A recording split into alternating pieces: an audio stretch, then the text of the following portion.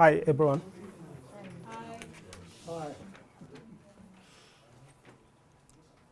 The title of my presentation is Understanding the Role of Volunteer and Technical Communities in Humanitarian Emergencies. My presentation is structured as follows. First, I will give an overview of what this project is all about. Second, I will look at the related works that, based on my engagement with the literature, this is what I was able to come up with. Then justify my research question, then talk about my methodology. Then I will look at the expected contribution that I am expecting to give in this research, and at the same time, the contribution that I'm expecting to drive from your feedback.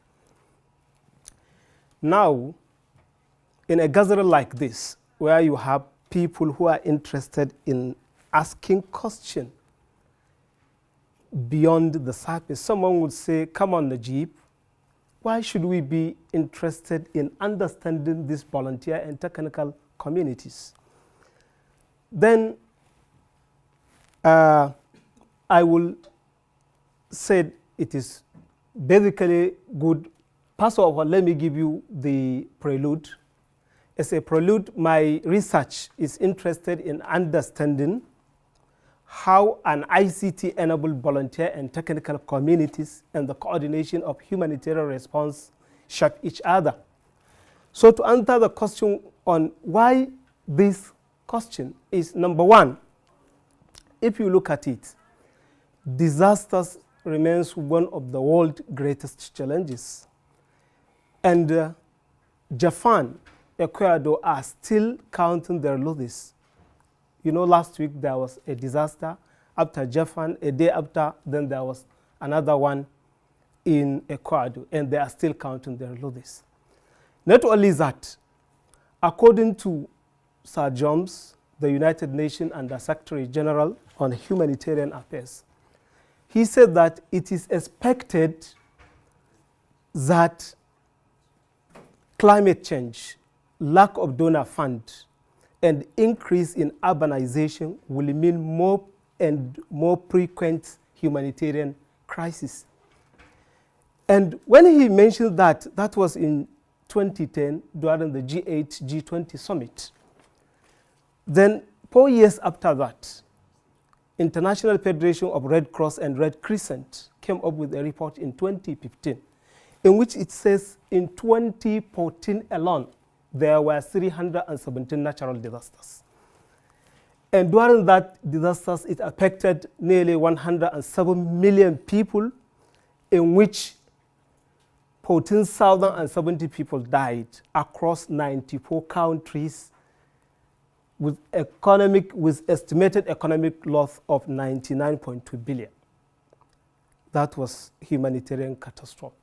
So the question is, whenever there is this disaster, volunteer and technical communities will be working around the clock, trying to see how they connect the disaster-affected communities and the emergency management organizations.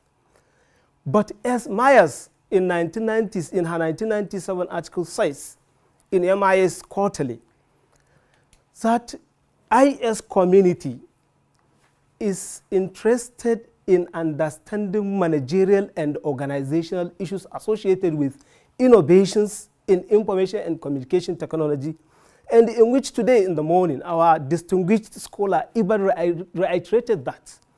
You will find out the story of this volunteer and technical communities is highly under-researched in this organization that is interested in this. So that is the main point. Then I believe like you still need to understand what this volunteer and technical community is all about.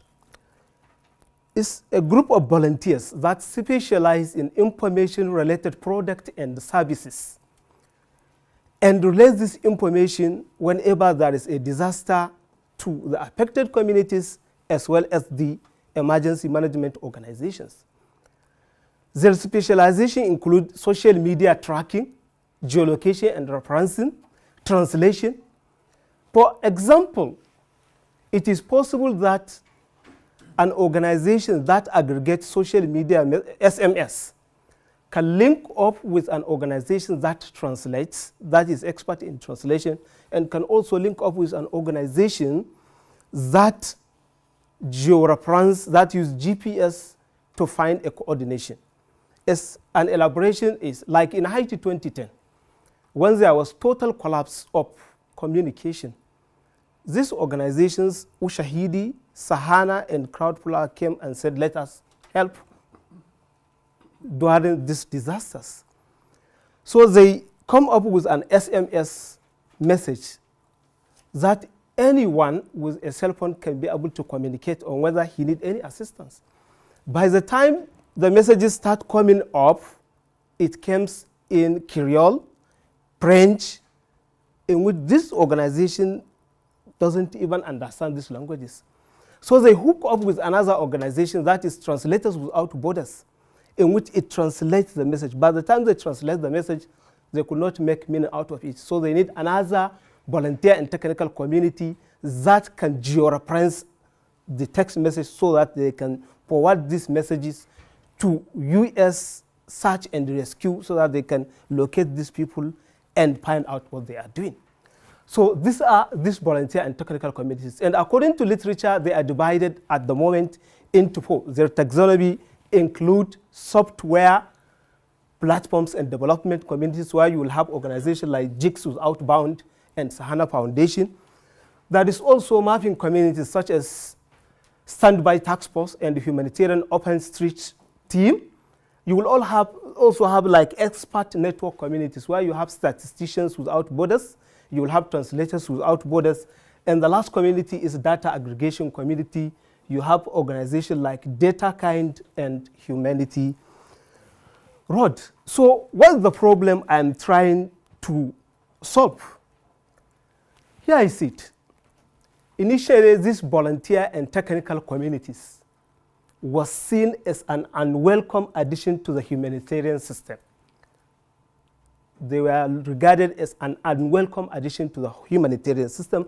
Let me just show you what humanitarian system is all about.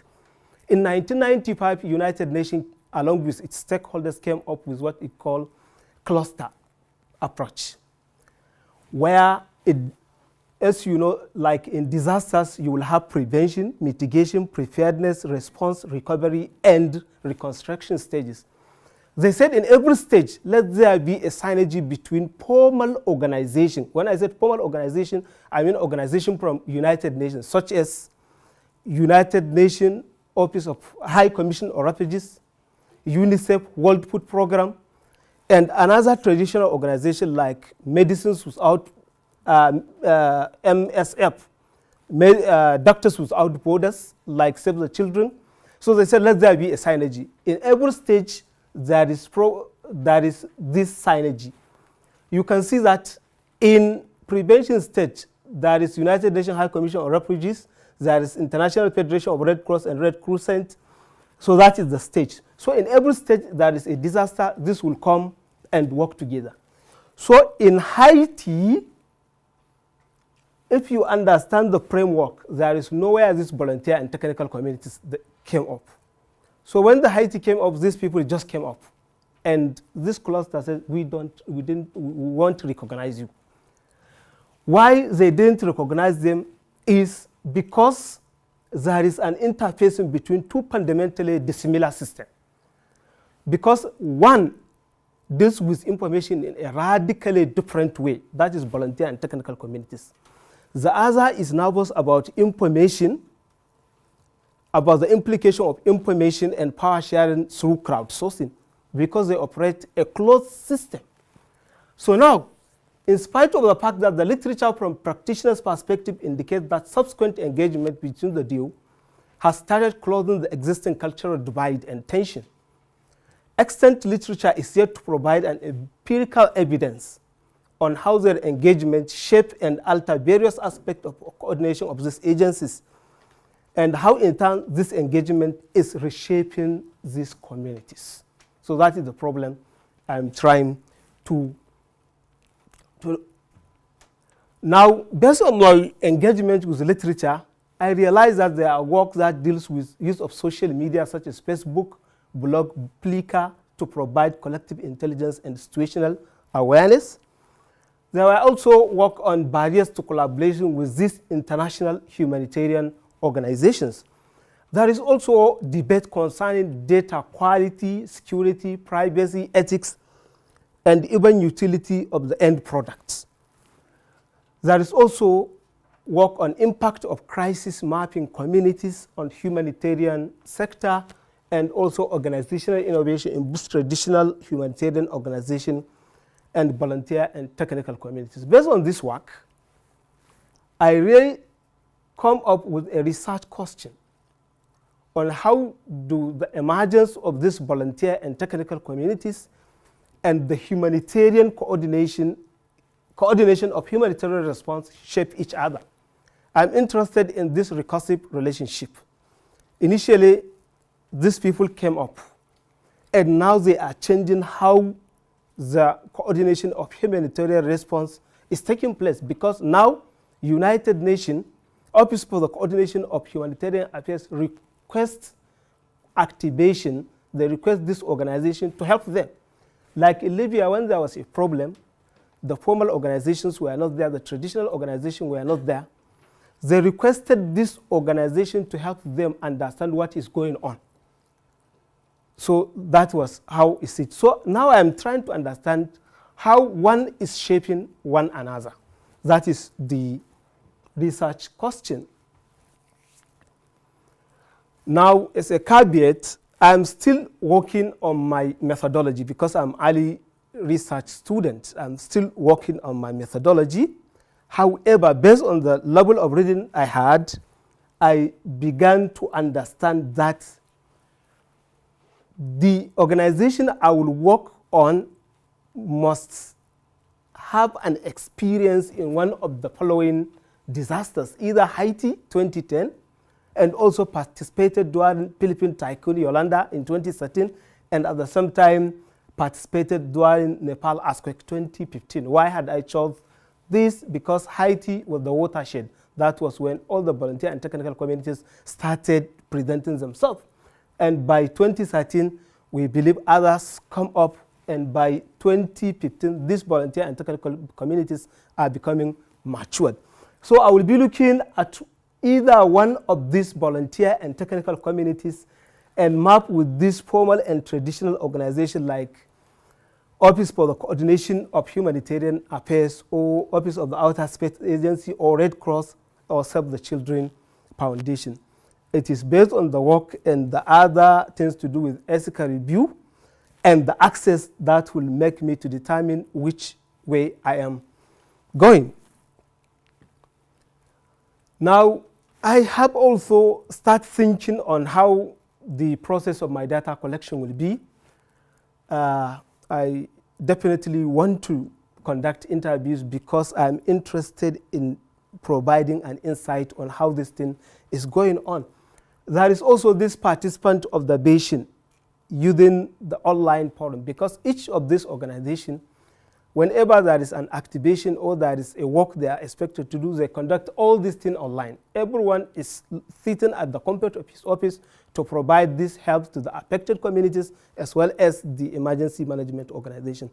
So whenever I was given go ahead by the organization, I will want to monitor how they participate whenever there is such kind of disaster. Then I will also use secondary data to provide an insight for that. Now, some of the places I'm hoping to make contribution will be part of contribution to the literature from both IS and disaster. So looking at thinking of developing a good framework, and my finding will also contribute to various research streams, as well as providing practical implication for policymakers and practitioners. Now, some of the concern, and I would love to have a feedback on it, has to do with use of theory. As I'm still searching and I'm interested in having additional input on the type of theory that will help me find this recursive relationship between these organizations and the humanitarian response. And I'm also very, very concerned about the access negotiation, because Walisham and Falin, they gave an insight that earlier stage researchers like us, novice researchers like us, need to have connection for this access. And from the reading I have made, when I look at British Red Cross, medical doctors without borders, and Save the Children, categorically in their website they said they don't have time for researchers. And I want really have a connection that I want to hear from them. So these are some of my concern and some of the references, and I said thank you very much for listening.